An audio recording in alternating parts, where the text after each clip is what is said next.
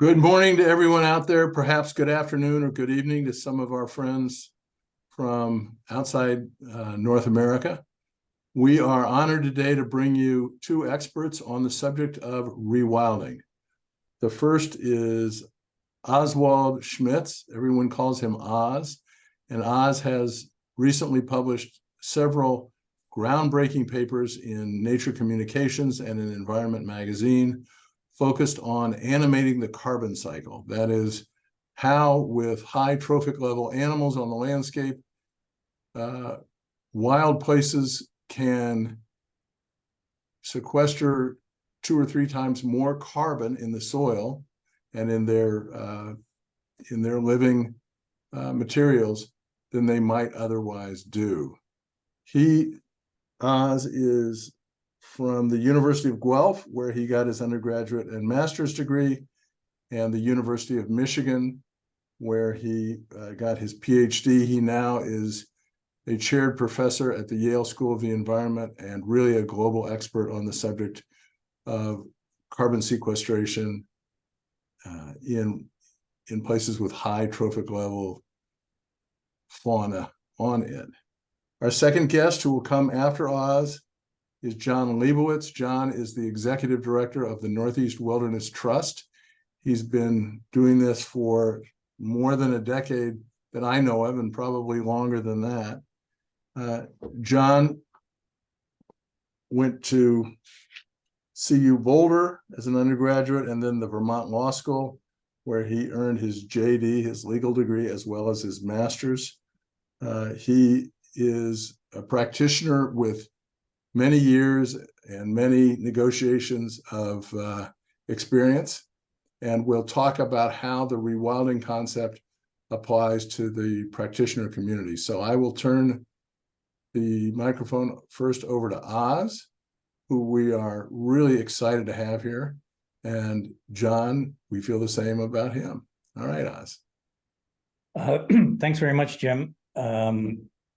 Let's get this going. I hope everybody can see the presentation. Thanks for having me and giving you all the opportunity to hear about a new idea on how we can use wildlife conservation and trophic rewilding to also address a big looming issue, that is climate change. Now, I want to preface my talk before I get into it that what I talk about today does not obviate our global need to reduce our emissions, right? We need to transition to green energy technology and reduce our fossil fuel emissions. But I'm going to show a graph here. This is a modeled example of what that might look like if we did transition to renewable energy generation and reach net zero emissions by 2050, which is a global goal and an IPCC goal also. So this is just the amount of atmospheric CO2 you see built up and then declines as we transition. But once we get to net zero, what we also find still, though, is there is a residual amount of CO2 in the atmosphere that we need to get rid of. And that residual amount is the amount that has built up since the dawn of the Industrial Revolution. And if we don't get rid of that, we will still overshoot 1.5 to 2 degrees Celsius. So not only do we need net zero, what we need is net negative emissions. And what we mean by net negative emissions is we need to take CO2 out of the atmosphere and store it on the planet, not just simply eliminating emissions, but also remove atmospheric CO2 and put it on the planet. And the best way to do that is to use ecosystems to do that. And the real fundamental challenge is that we have to remove about 400 to 500 gigatons of CO2 between 2030 and 2100. Gigatons is billions of tons. That amounts, if you just average it out, to about 6 to 7 gigatons per year. Now, people have proposed, and there's a lot of activity around the whole idea of using nature and ecosystems to capture and store carbon. One thing we need to do is protect what we have and protect the carbon in the lands we have. And that's the idea of avoided emissions here. But the calculations suggest that the best we can do is about 5 billion tons per year. The other is to enhance sinks, that is, do management or conservation or things that would actually allow us to take up an additional 5 gigatons per year. So the avoided emissions part, we're just protecting what we have. The enhanced sinks, that is creating sinks that take out the atmospheric carbon dioxide, is about 5 gigatons per year. You'll notice I mentioned earlier, we need to remove 6 to 7. So there's going to be a bit of a shortfall. But you know, what people are proposing to do is protect our forests, our wetlands, our grasslands, but also then manage how we do our managed lands better and be more efficient, and also then restore parts of nature that have been degraded. The question is, what about the animals? You know, other than looking at cattle here, which are domesticated animals, we have a whole bunch of animals that are part of the conservation picture, and they don't ever figure into the explanation of these solutions. One of the reasons why is that, you know, if you go to your classic ecology course, what we learn is that nature is configured into biomass as a pyramid. That is, plants are, you know, orders of magnitude more abundant and have higher biomass than animals do. And if you divide that up between herbivores and carnivores, you actually see fewer carnivores than herbivores. It makes energetic sense, right? The energetic rules that we've learned in ecosystem science. What people, you know, take that to mean is that the animals aren't going to be nearly abundant enough to store carbon in their bodies. They're not going to necessarily contribute too much in terms of the respiration that they provide to the atmosphere. But that overlooks the feedback effects that animals can have on ecosystems. And the picture on my right here, your right also, is that animals can have feedback effects that impact those bigger biomass pools and trees and changing biophysical conditions. And those impacts can be disproportionately larger than their abundance or their biomass. And they do this through a number of different ways. You've got, for example, here, eating, vegetation, right? You remove biomass, there might be less biomass available to take up carbon dioxide from the atmosphere. You can trample and compact the soils. That reduces microbial decomposition, which is a good thing if you want to store carbon, because the microbes don't break down the organic matter, it gets stored. They can change surface temperatures, which also change the biophysical conditions for a lot of ecosystem processes. And so these animals, as they're walking through their environment, you know, they're in dynamic interplay with their environment, and therefore changing the exchanges between Earth and the atmosphere in terms of CO2. Just to give you a couple of examples where this one was accidentally discovered in some sense. In the Serengeti around the late 1800s, early 1900s, people introduced domesticated cattle because they wanted to raise beef in the Serengeti. Well, along with the cattle came a disease called rinderpest, which was a disease of bovines, and wildebeest are bovines. And so it wiped out the wildebeest population and reduced it from 1.2 million animals down to about 300,000 animals in very short order. And then people recognized the problem there.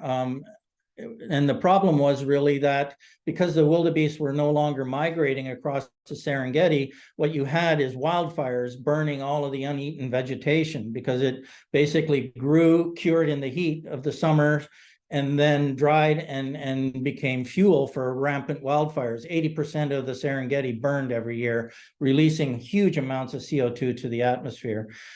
The eradication of rinderpest led to an increase in the abundance of these wildebeest back up to their historic levels of around 1.2 million animals. And now you have, you know, verdant landscapes where they're heavily grazed.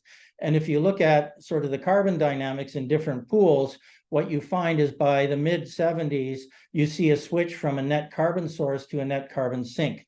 The Serengeti is now taking up CO2 back into the soil because of the activity of the wildebeest.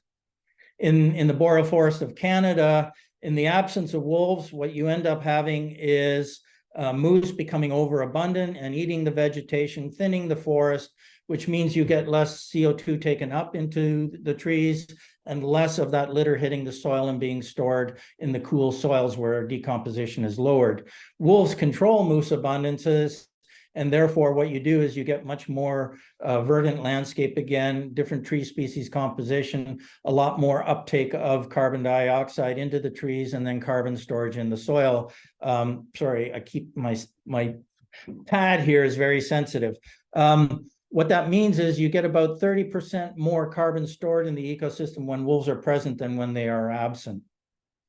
In the Congo Basin, for example, here's another mechanism where in the absence of elephants, the forest understories get very dense. And so what elephants do is they thin the forest understory because they eat the vegetation in the understory.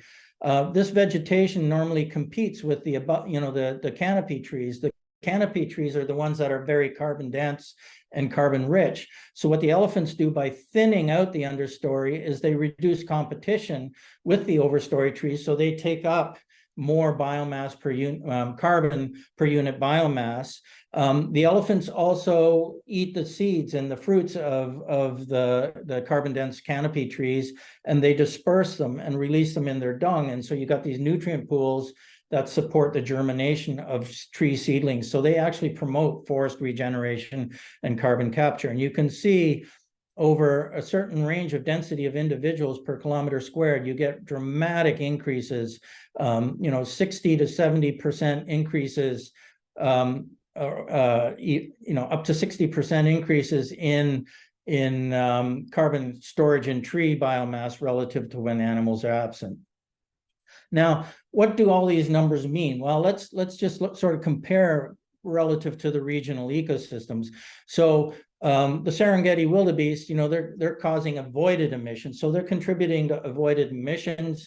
The restoration of the wildebeest population leads to about, this much carbon taken up. It's the equivalent annually of Tanzania and Kenya's annual emissions from fossil fuel burning, right? The wolves avoided emissions because if we conserve wolves and their predatory relationships with moose, we can increase carbon uptake by 0.265 gigatons annually, which is the equivalent of half of Canada's annual emissions from fossil fuel burning. And then, with the Congolese elephants, the enhanced sink, by restoring them, rewilding them, you actually take up an amount equivalent to the Democratic Republic of Congo and Zaire's annual emissions from fossil fuel burning. So I'm not saying that we should use these animals to, store carbon or capture carbon. And again, it doesn't obviate the need to reduce our emissions. But what I'm saying is these numbers are on a level that IPCC worries about in terms of carbon emissions by country. There are other ways that happen. In the marine realm, you have what's called the whale pump. Whales dive down to the deep ocean to feed, and then they rise to the surface to breathe. When they rise in the surface, they poop in the water, and that poop is nutrient rich. It's rich in nitrogen and iron, and that stimulates phytoplankton production. Phytoplankton are plants. They suck up dissolved carbon dioxide in the water column. And as they die, they sink to the ocean floor, those that escape microbial decomposition. They also support fish production and feces, and fish death goes to the ocean depth to be stored in the long term. And likewise, whale body gets stored long term in the ocean floor when they die. The fish, I talked about the fish. This is a huge component of the global carbon cycle. And you can see all of these organic carbon and different chemical forms of carbon in the water column that get transformed and increased because of what the fish are doing in their food chain interactions. And then the sea otter is a classic example. This is the original idea of a keystone species, where in the absence of sea otters, you get sea urchins growing in abundance and devastating the coastal kelp forests. With sea otters, you get a huge increase in CO2 capture because of the luxuriant kelp forests that are promoted. Bison, people are talking about bison restoration. It's controversial with the ranching community, but even restoring bison to 20% of their historical range can lead to indirect effects like improved productivity of the vegetation and carbon capture and storage. And let's look at some of the numbers here. So in terms of avoided emissions, if we look at the wildebeest, wolves, sea otters, muskox in the high Arctic, marine fish, sharks and coral reefs, and we add up each of those species contributions, it comes to about 5.8 billion tons per year, or gigatons per year. And that number rivals the 4 that's already been estimated that the planet can do. So what we can do here is actually double the protection, but these animals are not at all considered in this accounting here. So we're missing a huge amount of opportunity here in terms of protecting and ensuring that we avoid emissions to the atmosphere.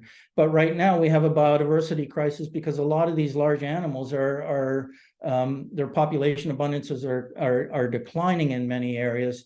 We need to protect those animals.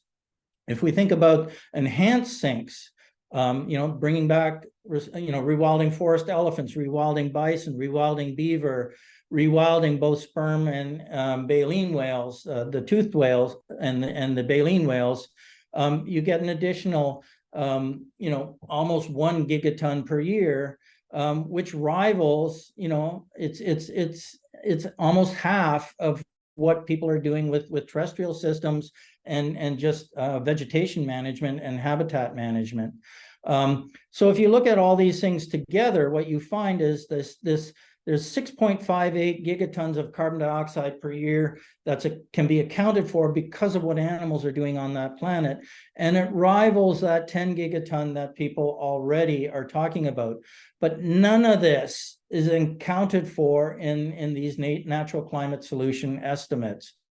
They might be implicit, but because they're not accounted for, you don't really pay attention to the role of animals. So we need a change in mindset. Climate change is commonly viewed as causing collateral damage to biodiversity, especially animals.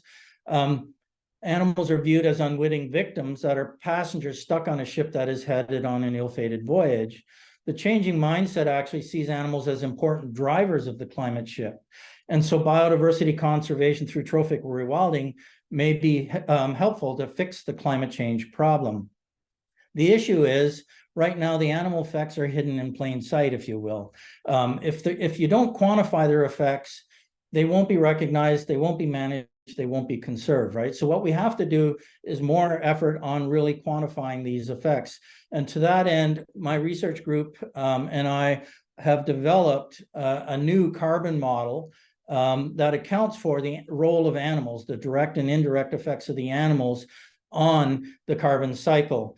So we're looking at it in terms of the carbon and nitrogen dynamics. The reason why we do it this way is because the current global models that account for carbon uptake in ecosystems looks at it in terms of nitrogen limitation and the carbon dynamics as a consequence of that.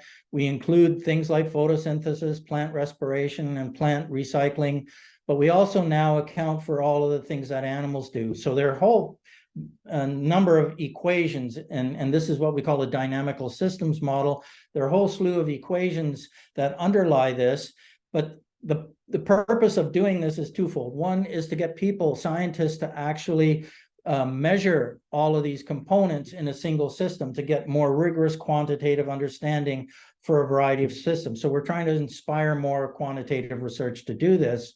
But on the flip side is we can already go to the literature and sort of piecemeal information from different studies and come up with rough estimates for all of these different parameters here in the model and come up with first approximations for what the animals are going to do in their particular regions. And the purpose of doing this for conservation is ultimately to produce a map of high potential species and their quantitative effects on ecosystem carbon storage. And so what we're in the process of doing is using this model now to figure out how much carbon would be stored here in ecosystem 11 and ecosystem 2 and ecosystem 16 here, or ecosystem 9, and really do an accounting of what these animals could do. And so not only do we show the distribution of the animals, but underlying that, how much carbon would be stored within that region based on what the animals are doing. And this is just the tip of the iceberg of animals, right? There are 30 to 60,000 species of vertebrates alone. So there are many, many more animals that we can consider in our modeling, and that's the big objective, is to come up with a map, a global map that conservation can use to prioritize where you might get really good high efficiency return for investments in carbon capture and storage through natural climate solutions. And so with that, thanks very much for your time, and happy later to answer any questions you may have.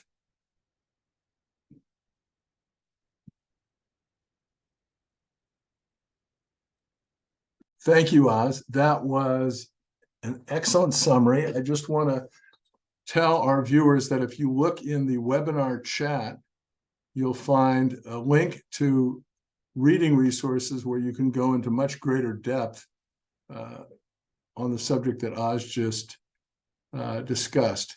It is an emerging field. I think that Oz is one of the pioneers in the field, along with some collaborators, especially in Europe, that we'll talk about a little later. But with that, let's turn to the practitioner's point of view. And John Leibowitz, I give you the microphone. Thank you. Let me get my presentation going.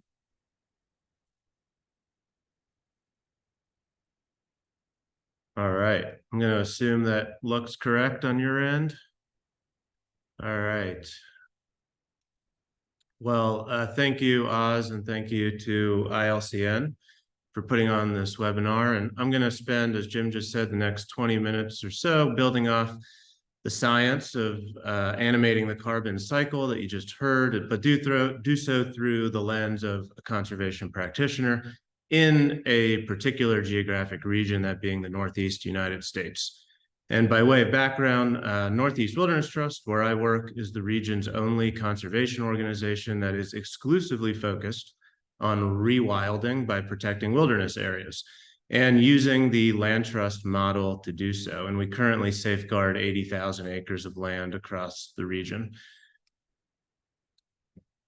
So history is a really critical baseline from which to discuss rewilding and wilderness conservation.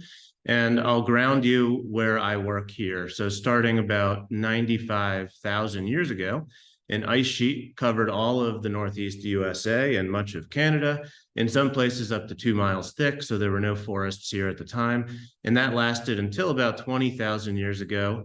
And then approximately 10,000 years after the ice retreated, humans arrived here. And for the next 10,000 or so years before the arrival of Europeans, this region was home to a diversity of indigenous cultures and a diversity of wild and self-willed forests that today one might call old growth. And in an ecological split second of time, after the arrival of European settlers, upwards of 3/4 of the forested landscape of New England and the Northeast was cleared to domesticate the land for agriculture and to cut timber and to produce charcoal. And this picture, courtesy of Harvard Forest, is of Petersham, Mass. In the 1880s. And it's pretty typical of the pastoral setting of most of New England at the time. And so by the late 1800s, scenes like this one as well were common. And this is of the White River in Vermont, pretty close to where I live, during one of the many log drives.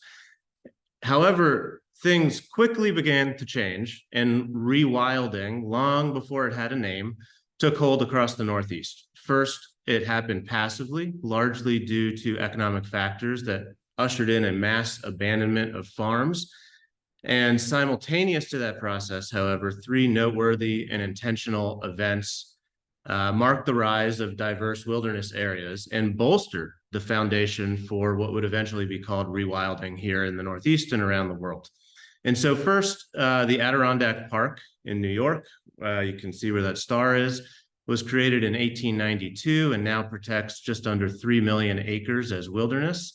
The second event was in Maine, and that was the creation of Baxter State Park, which has since grown to include 182,000 acres of wilderness or forever wild land. And then finally, the passage of the Wilderness Act in 1964 has since resulted in approximately 500,000 acres of federally protected wilderness in New England. And in the intervening years since those events, wildland protection or wilderness protection through rewilding has really increased on private land by non-governmental organizations like the Northeast Wilderness Trust. And today, about a quarter of all wilderness in this area is protected by nonprofits. And so going back to this picture, here is the same river today, the White River. It's the longest free-flowing tributary, undammed tributary to the Connecticut River. And you can see it's been fully reforested like much of New England. And so thankfully, our forests have regrown, but they haven't fully recovered. And only 3% of New England, and a bit more if you include New York as kind of the banner of the Northeast versus New England, only 3% or so has been protected in a manner that ensures that forests grow old and aren't logged. And this is where rewilding comes in. So rewilding restores ecosystems and the life-supporting functions they provide. And a couple other definitions. One by John Davis, who's director of the Rewilding Institute, says rewilding is giving land back to wildlife and wildlife back to land. And another quote that I love by Christina Eisenberg reads that rewilding is ultimately about relationships. It's about restoring natural processes, core wilderness areas, corridors between these areas, and relationships that have been in place for millennia, in some cases for millions of years. And these processes and relationships are profound, and acknowledgement of these processes is embedded in Indigenous peoples' relationships with the world. And so, as Christina alludes to, rewilding is not only about land and not only about wildlife, it's also about how we relate to and interact with the whole community of life. And rewilding, in many ways, is about redefining our relationship with nature and recognizing that we are one of many species. Also important to know is the original articulation of rewilding by Dave Foreman, Michael Soule, and Reed Noss, first around campfires and eventually published into scientific literature. And those are the 3 C's that you might have heard about rewilding. And so the 3 C's are protecting large core wilderness areas. So those are the cores. And then ensuring that those wilderness areas are connected with protected corridors. And then emphasizing the importance of carnivores and top predators being not only present on the land, but thriving, as Oz was alluding to fill their ecological niche and regulate ecosystems, which is often called trophic cascading. And so that vision, just to give one example of cores and corridors and carnivores, is beautifully depicted in this illustration by the Wildlands Network. And this is of the proposed Eastern Wildway. And you can see the dark green core areas and lots of light green corridors that connect all of them. And so how do we achieve these 3 C's, and how is it different than ecological restoration? Well, first of all, it starts with protecting wilderness and core wild areas, but then largely it differs from traditional restoration because it rests on the idea of first stepping up to rewild, but then crucially stepping back. And that's the important part of rewilding. It offers natural processes the opportunity to be wild and free. And so freedom is central to rewilding. And because of that, I want to spend a few minutes talking about what wilderness is, because rewilding can't exist without wilderness, and wilderness can't really exist without rewilding. And in its most brief, wilderness is land that is left to its own will. The root of the word wilderness, as described and researched by Jay Vest in the essay here, means will of the land, or self-willed land. And so the defining characteristic of wilderness is freedom.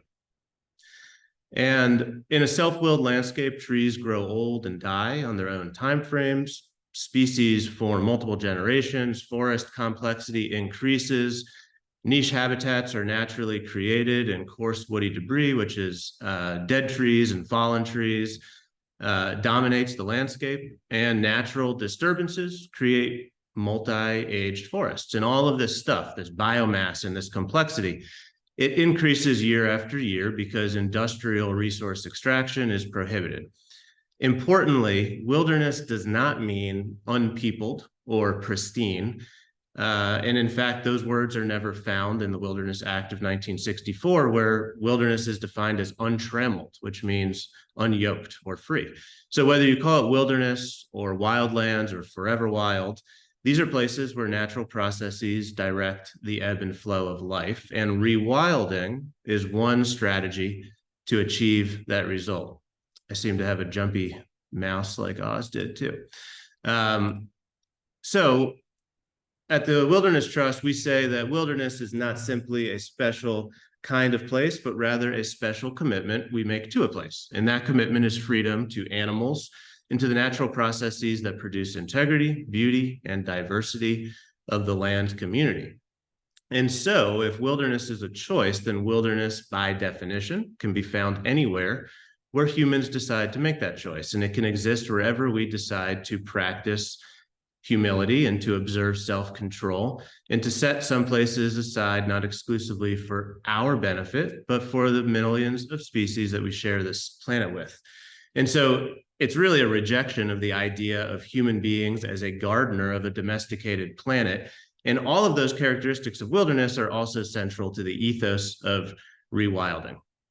And so with this approach of protecting wilderness through rewilding, we can regrow old forests and heal ecological wounds and provide wildlife with the room to roam, especially large carnivores, which, as Oz was mentioning, is a wonderful natural climate solution.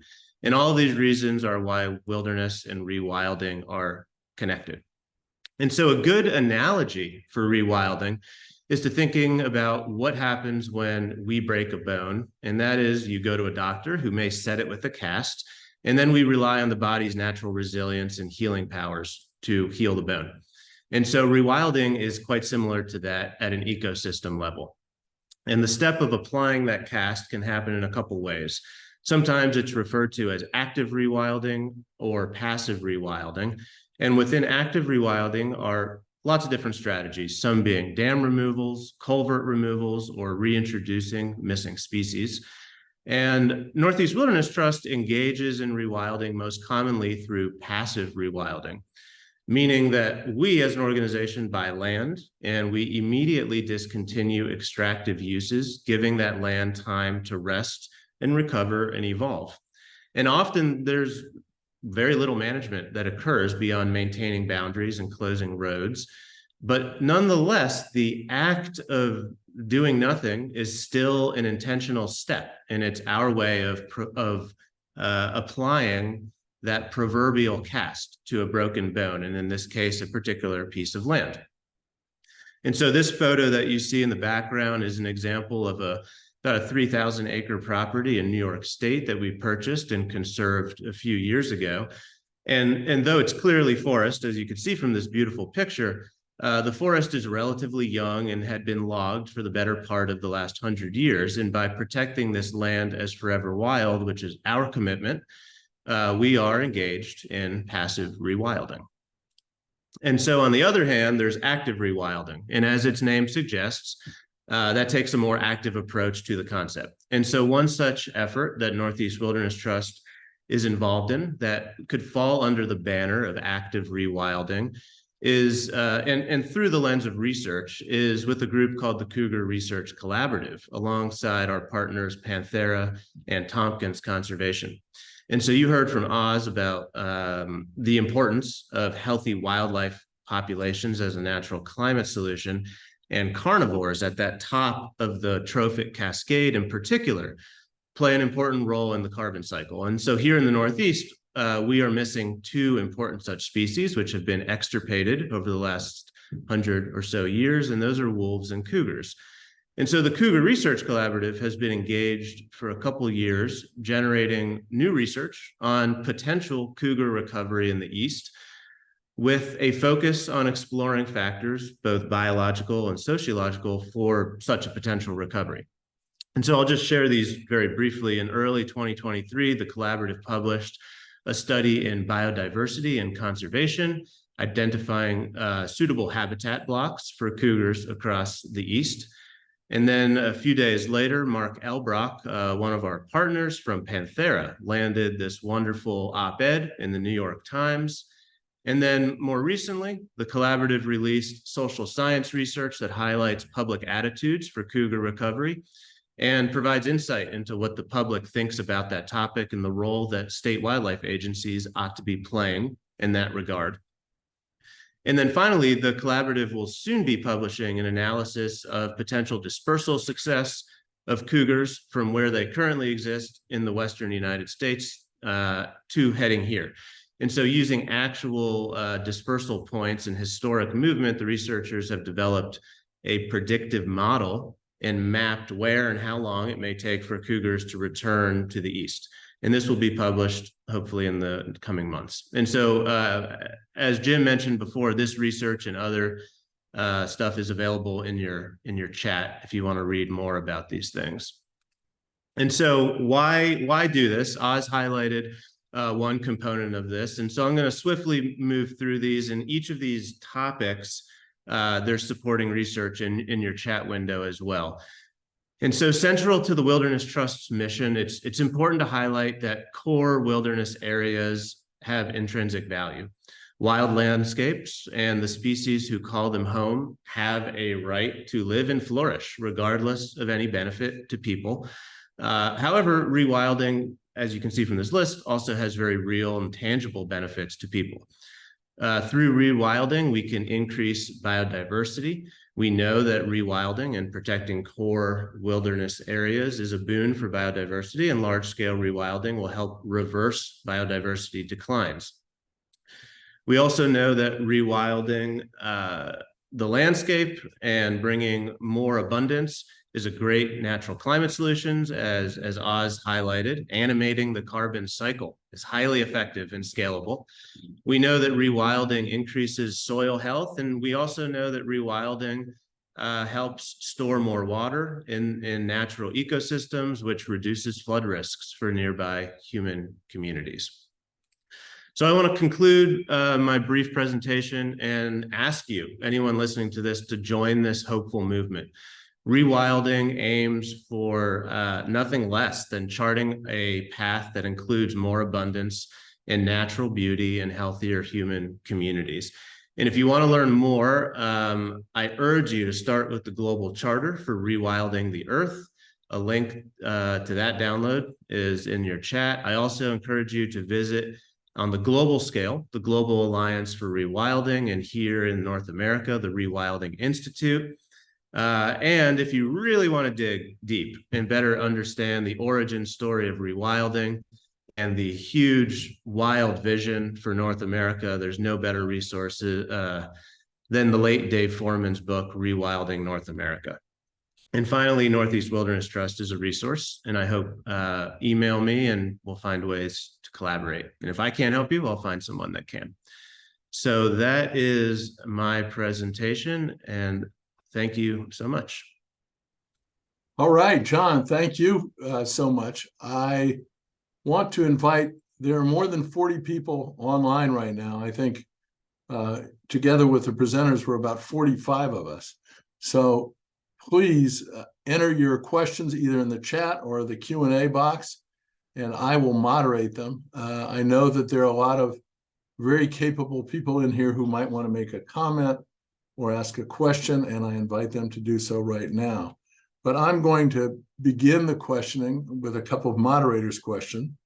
There is an ongoing debate about what the difference is between rewilding and the rewilding movement and things like regenerative farming, which are much more tightly connected to human activity. Can you all kind of distinguish between rewilding and, say, mob ranching or grazing as the bison did, and what the differences are, and why there may be room in a big tent for both of these kinds of practices? John, you want to go first? You're nodding your head, and then Oz, I'll give you a shot at it.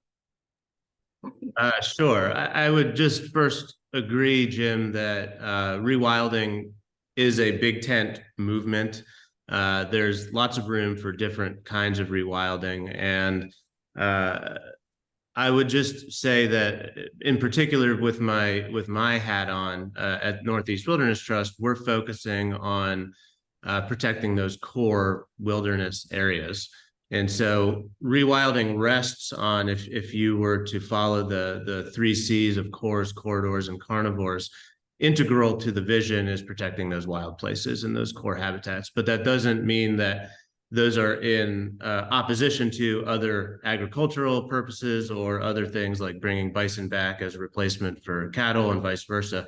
So I would just share the sentiment that there's room for lots of different kinds of rewilding, and what rewilding looks like in New England doesn't look the same as in Europe and doesn't look the same as in Africa and in other places. All right, well, let me follow up with one more question for you, John, then we'll turn to Oz. Angelo Salsi, who's our really wonderful colleague in Italy, who is recently retired from the European Commission, asks, why do you think rewilding is so much connected to carnivores in North America, while it is more focused on herbivorous animals in Europe?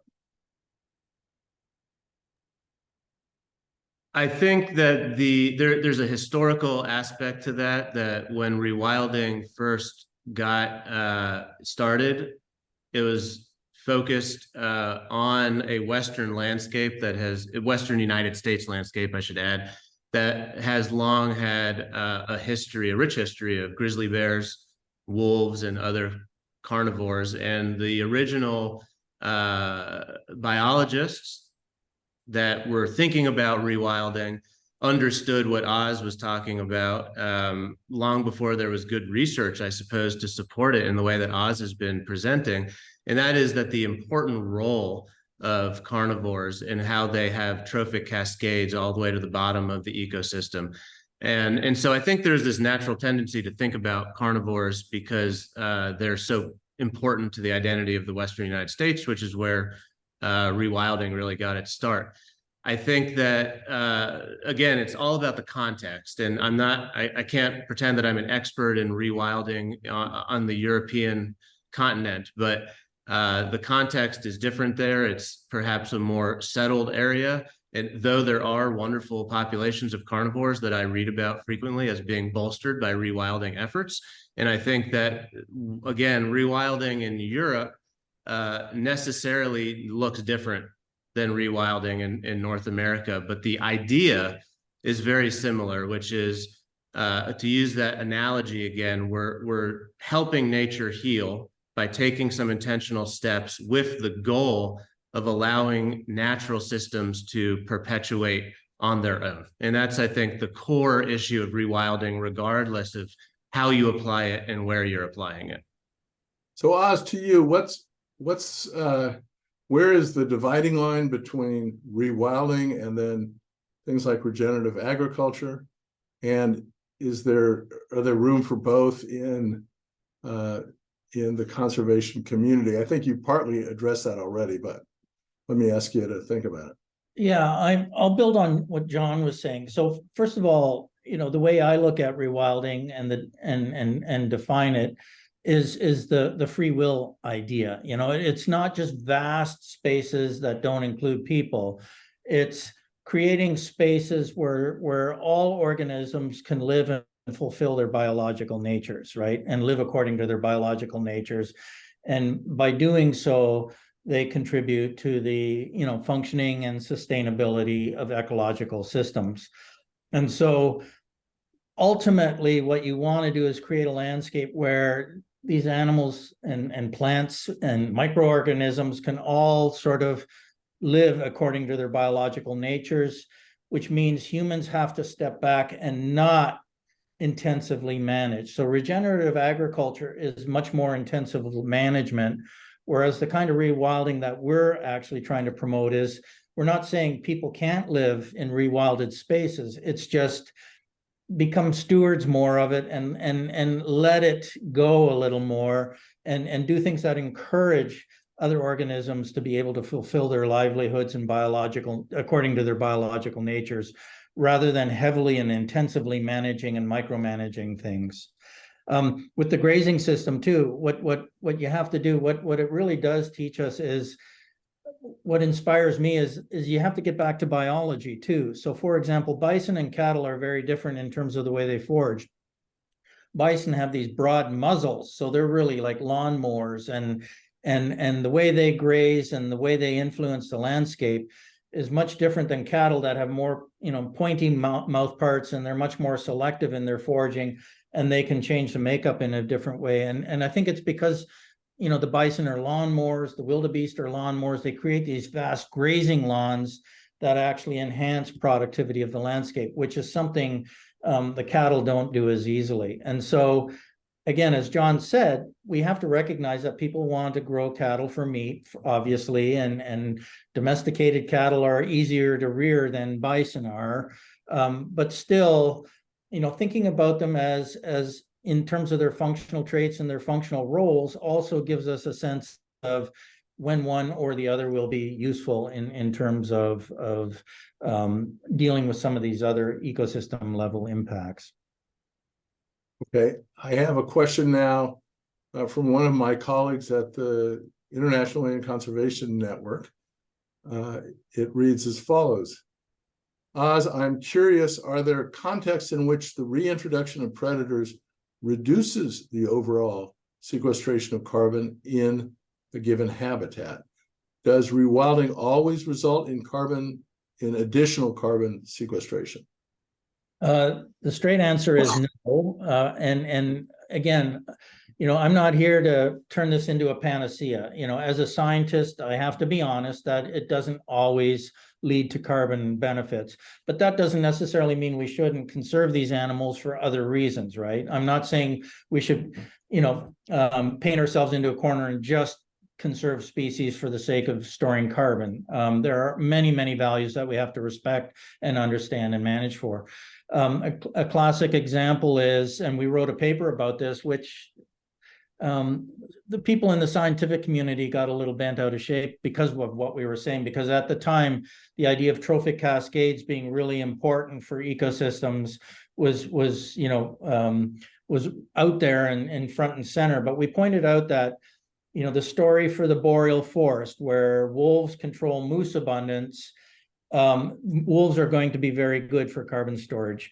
But in a prairie grassland, actually, in Yellowstone or in a savanna in Africa, the fewer animals you have, the fewer wildebeest you have, or the fewer bison you have, the less carbon that gets stored, right? Because it's these grazers that actually fundamentally are driving the ecosystem in a way that takes up the carbon. So if you have predators eating them, you have fewer of those animals. So, predators in some cases aren't going to be beneficial if you want to store carbon in grasslands that is driven by grazing herbivores like moose or bison and elk or wildebeest or things like that.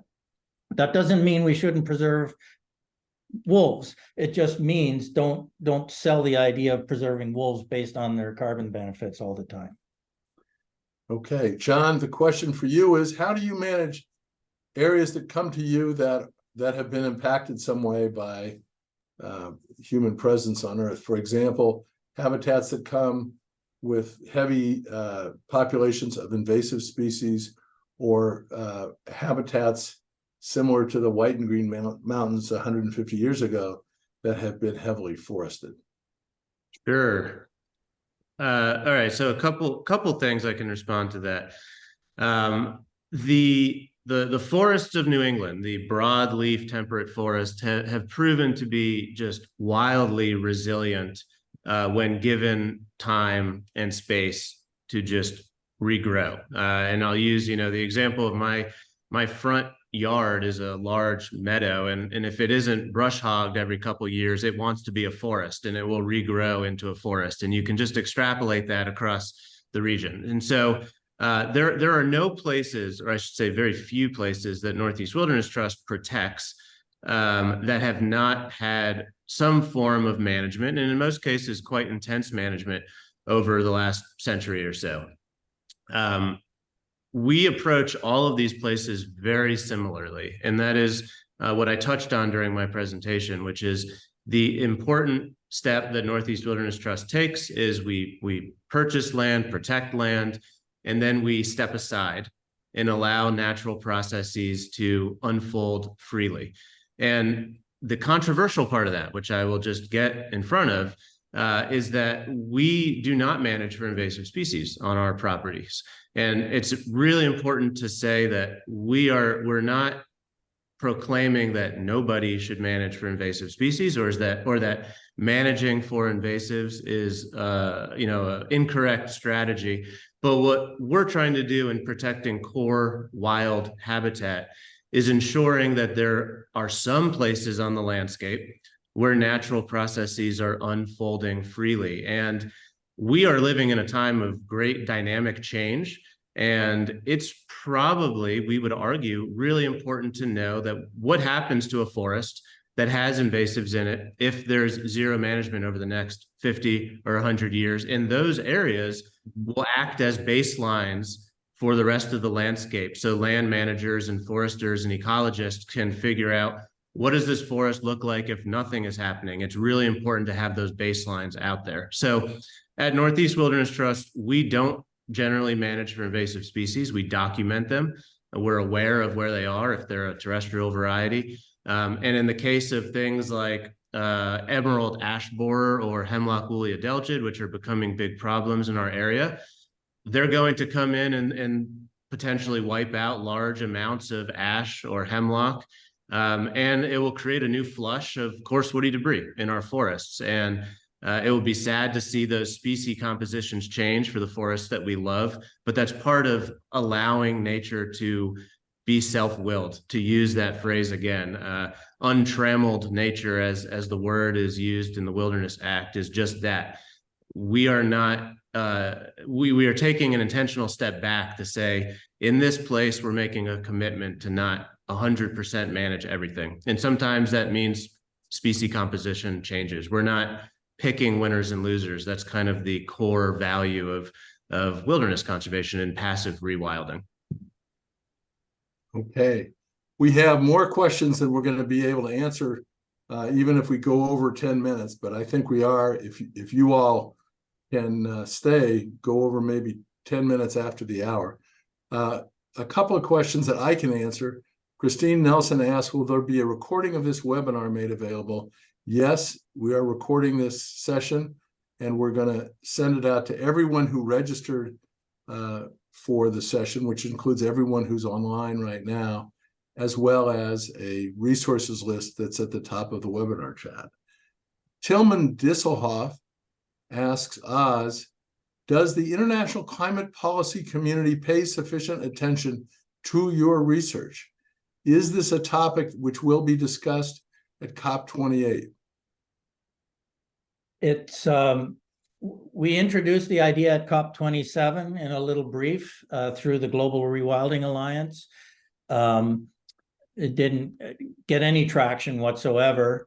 The global community, the climate policy community is not paying attention to it at all whatsoever. But it will be a topic of discussion at COP28 through a side event. I'm going to be presenting a similar presentation as today, and then there'll be a panel to discuss these ideas in front of the COP audience. So yes, something will happen at COP. I believe the side event is December the 11th. Okay. John, does your community practice really pay attention to the new findings that Oz and his colleagues are coming forth with, or is this something that's still percolating? I think it is still percolating, but changing rapidly. And that's what's really, I find to be optimistic about what's happening right now. Natural climate solutions are of course, it's a buzzword, and more practitioners and philanthropies and policymakers are thinking about rewilding, thinking about the importance of carnivores, and thinking about the well-known benefits of protecting wild nature for carbon storage and sequestration, and all the other attributes I talked about. So I think again, just to summarize, I think it's still kind of a growing awareness, but it's not certainly at like the level of reforestation, to use an example that gets a lot of coverage. Okay, so now I have a pair of questions from Jennifer Gooden, who's now, I believe, in Colorado. Jennifer first asks, carbon finance is intended to incentivize carbon sequestration and avoided emissions, but carbon credit protocols don't intentionally factor in the carbon effects of large animals on the landscape. My guess, that's Jennifer speaking, is that empirically based carbon credit protocols, that is, those that rely on soil samples and DBA measurements, doing business as, I'm not sure what DBA measurements are, would already account for the trophic impacts of large fauna, and that model protocols would not. But I'd love to hear Oz's thoughts on this issue. Are there opportunities to incentivize trophic rewilding through carbon finance?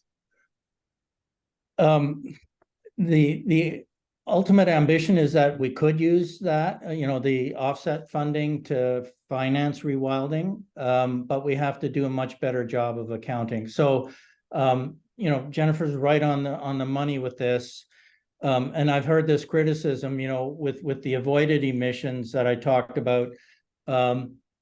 People will argue that, well, the effects of the animals are already being accounted for when you do the carbon budget for a boreal forest ecosystem, if you will. But the problem is, because they haven't measured what the animals are contributing, you get culling of wolves in Alberta, right? You get culling of animals in different parts of the world because it's assumed that they don't have an instrumental effect as in the carbon budget. And so what we need to do is actually do the accounting. And what you need to do, and this is what the idea that John presented about having, untouched nature, the control, versus areas where you have maybe fewer animals or no animals at all, and compare those two areas. You need the comparison to actually figure out what the animals are doing. And a lot of those estimates that I provided are based on studies where you either had no animals or many animals and you compared the difference, or they were experiments where they excluded animals to measure the difference. And so what we actually have to do is actually, do the thought experiment of what would this ecosystem look like if the animals weren't part of it, do that accounting, and then quantify the difference. But the other thing that we need to change the mindset also on is this idea of additionality. The carbon offset funding is only for the additional carbon that's taken up in any one year, but you're not paying for that forest ecosystem to be there in place to begin with, right? That's the capital that's actually producing the productivity. And so we're free riding on nature if we just pay for the additionality. We need to do a better job of investing in the lands that actually do the productivity as well, which actually would increase. And if you really think about it, it means that nature's capital is much more valuable than what the offset payments would pay.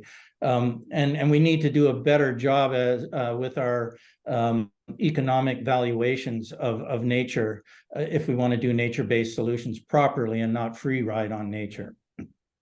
I see your point. I also want to reemphasize a point that you made earlier, which is, as you express all of this, the carbon crisis and the biodiversity crisis are not sort of two things that don't necessarily impact one another.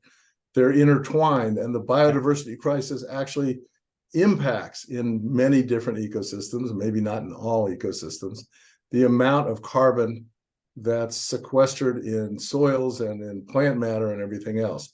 The animals are not just sort of passive riders on the big carbon ship. These cycles, the biodiversity cycles, if you will, impact the carbon cycles and the nitrogen cycles and everything else. John, you're vigorously nodding your head. Do you want to add to what was just said about the carbon markets? I guess not precisely, but I do want to just add that I think it's the conversation around carbon is so important. And of course, we're all talking about climate change and how much carbon's in the atmosphere. But I also want to just revisit the idea that this is also not only about carbon, and there's great value in biodiversity for the sake of biodiversity.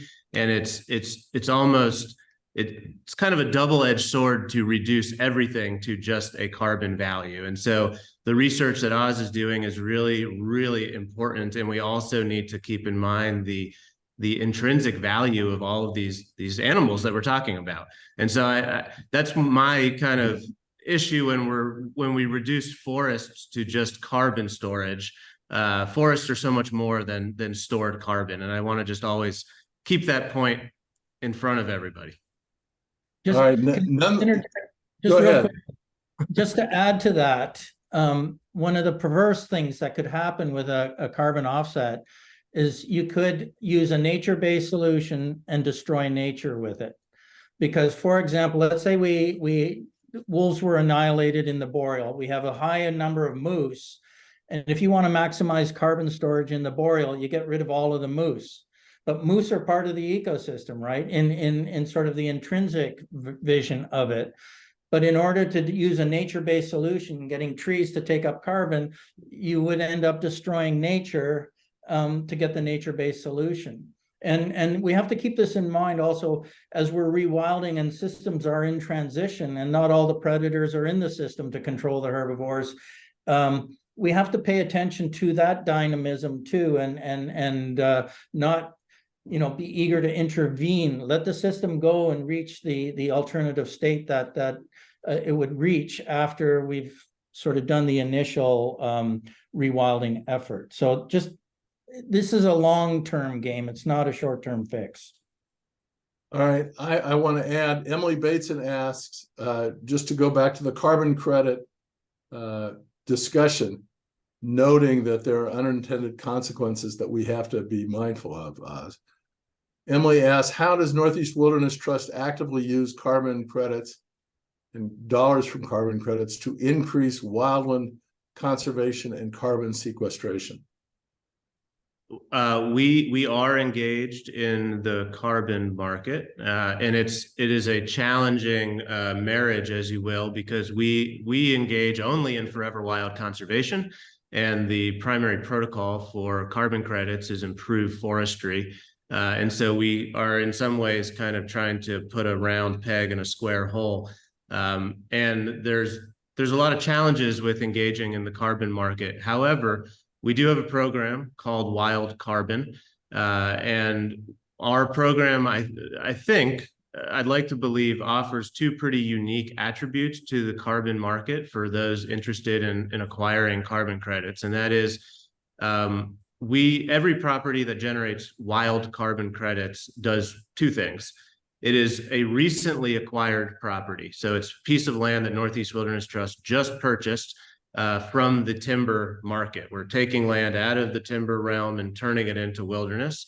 And the second thing we do is that we are putting a forever wild easement on that land, even if we own it. So the average voluntary carbon project lasts 40 years.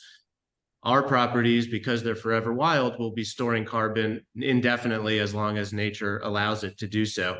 And so those two qualities, I think, differentiate our carbon credit program from many others. And it's all important, and we need 100 different ways to mitigate climate change and reduce carbon and help find ways for corporations to support nature conservation. So that's what we're doing at Northeast Wilderness Trust. And every dollar that wild carbon credits generate at our organization go directly into preserving and conserving more wilderness. All right, I'm going to take two more questions just because we're running out of time. But you always know that you've had a really good webinar. If there are more questions, then there is time to answer all those questions. So congratulations, you've reached that threshold. Hank Zingstra, I believe from Europe, asked the following question. In the presentation from John about rewilding, I missed the social aspect. Are you rewilding only in areas where no people are living? In Europe, rewilding often takes place in areas where farming is in decline, and the challenge is also to find a way to support local livelihoods. Thank you for asking that question. So rewilding, as we've talked about in different ways, means a lot of different things. And so there's rewilding land. And I also think equally as important to rewilding land is rewilding hearts and minds and reimagining our relationship with the natural world. And so, as I mentioned earlier, the context of rewilding looks different in New England than it does, in Spain or in Africa or in South America. And I think to answer the question directly, every community in New England has people. These aren't unpeopled landscapes. We happen to be working in one little segment of rewilding, which again is protecting these core wilderness areas, which are all open to the public. None of these places are off limits for the public to access and visit.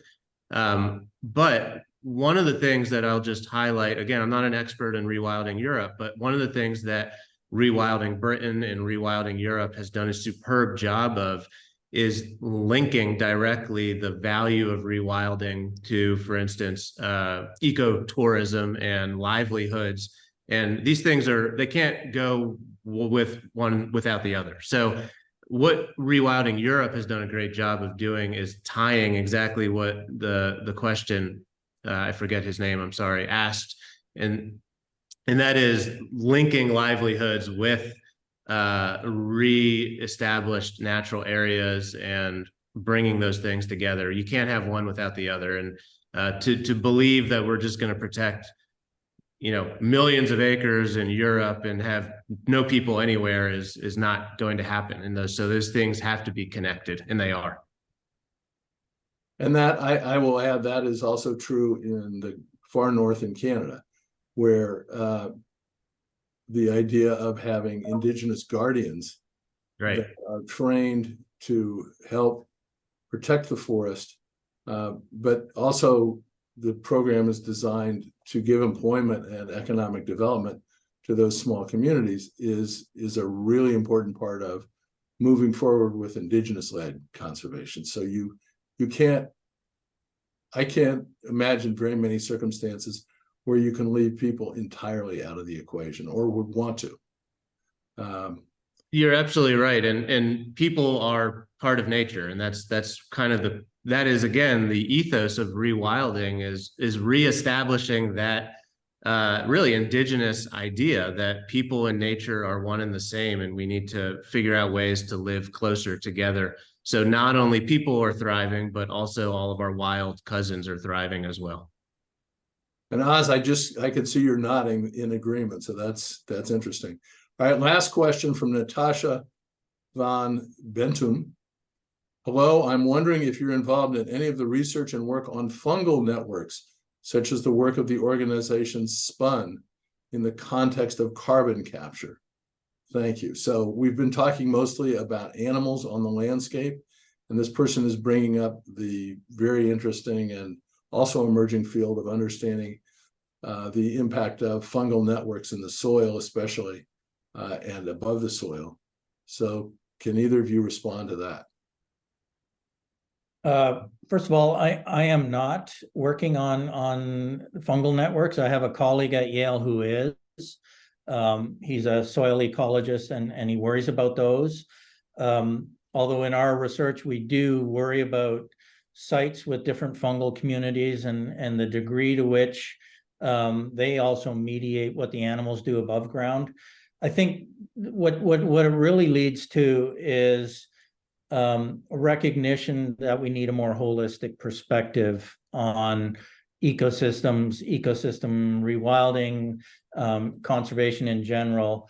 We can't just, simply, there have been a lot of work written, just let's plant the world with forests and we got the climate problem solved. But it just won't work. There are many dimensions. You need the microbes, you need the fungi to actually make the systems work. They're the little things that run the world. And without them, you're not going to do anything else. Even the animals won't be part of the system. So we need to take much more of a holistic perspective. And I appreciate that question, because it gets us all to realize that there are many things hidden in plain sight that we actually have to pay much more attention to and think about.